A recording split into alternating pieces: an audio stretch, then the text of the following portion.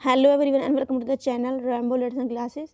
So student, today in this video we are going to discuss Bharat में यूरोपीय company का आगमन किस तरीके से हुआ, किस किस तरीके से उन लोगों के सामने किस किस तरह की परेशानी, किस तरह की सिचुएशन क्रिएट हुई, उन लोगों ने किस तरह से जो है भारत में यूरोप जो कंपनी है तो उन्होंने किस तरीके से अपने आप को अपनी कंपनी जो है स्टेबल की। ठीक है, उनके बारे में हम सब पढ़ने वाले हैं, किसके बारे में डिस्कस करने वाले हैं। जो हमारे ये 6 पॉइंट है जो कि भारत में यूरोपीय कंपनियों के आगमन के बारे में डिस्कस करते हैं। उसके बाद में पुर्तगाली किस तरीके से आए थे, ठीक है, पुर्तगाली के बाद में पुर्तगाली वॉइसरॉय कैसे आए थे, डच कैसे आए थे, ठीक है, तो वो सब हम पढ़ेंगे। डच आए, अंग्रेज़, डेन, फ्रांसीसी किस तरीके से आए, ये सभी हम पढ़ेंगे। इससे पहले हमें क्या करना है, डिस्कस करना है भारत में यूरोपीय कंपनी के आगमन के बारे में, कुछ मेन इंपॉर्टेंट पॉइंट्स के बारे में, जो कि 6 पॉइंट है। लेकिन हम इन 6 पॉइंट में से सिर्फ जो है क्या करेंगे, 3 पॉइंट्स को हम क्या करेंगे, डिस्कस करेंगे। ठीक है, तो चलते हैं और समझते हैं 3 पॉइंट्स को। चलिए लेट्स सी। ओके, देखिए पढ़ना एक बार हम दोबारा से, क्या लिखा हुआ है भारत में यूरो कंपनी के बारे में। तो हम सिर्फ क्या करेंगे, 3 पॉइंट को जो है डिस्कस करेंगे।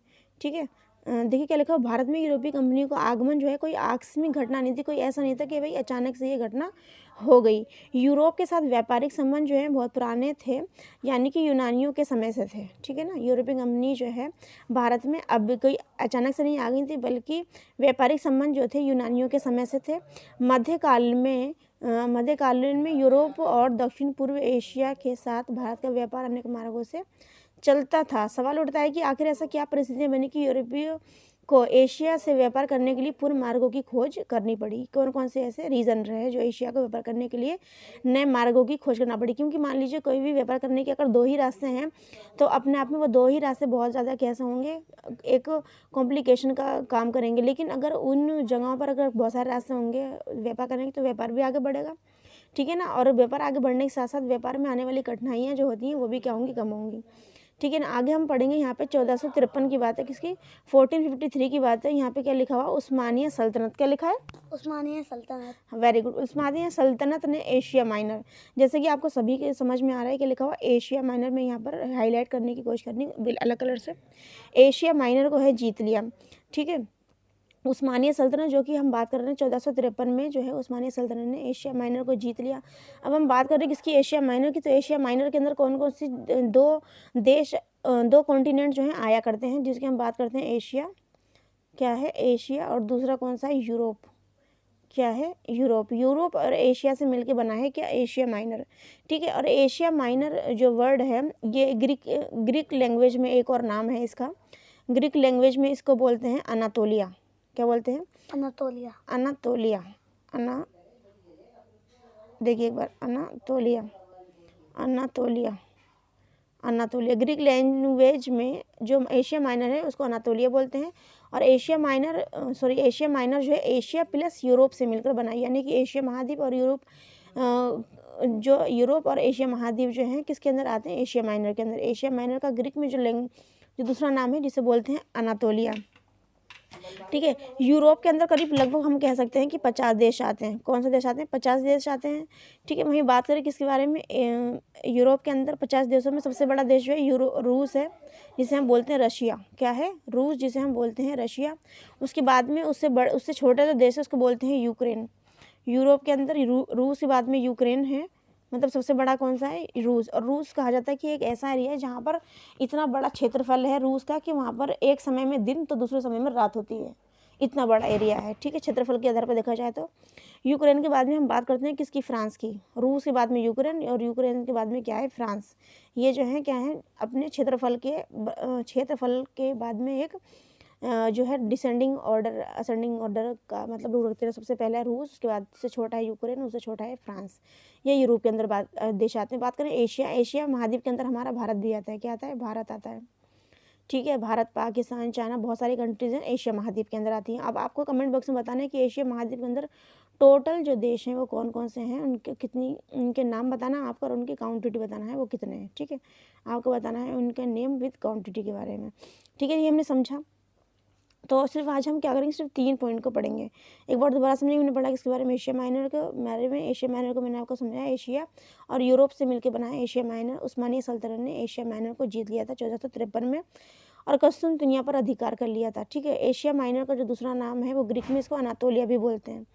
ठीक है। मैंने आपको बताया यूरोप के अंदर 50 देश के अंदर 50 देश हैं। क्या बताया मैंने आपको? इसके अंदर 50 देश है, जिसके अंदर सबसे पहला रूस है, उसके बाद में है यूक्रेन, मतलब क्षेत्रफल के आधार पर सबसे बड़ा रशिया है, जो कि कहा जाता है कि रशिया एक ही दिन में, यानी कि यदि 12 बजे एक साइड में क्या होगा दिन, तो दूसरी साइड में रात। रूस इतना बड़ा है, ठीक है। उसके बाद में बात करते हैं किसके बारे में? फ्रांस के बारे में।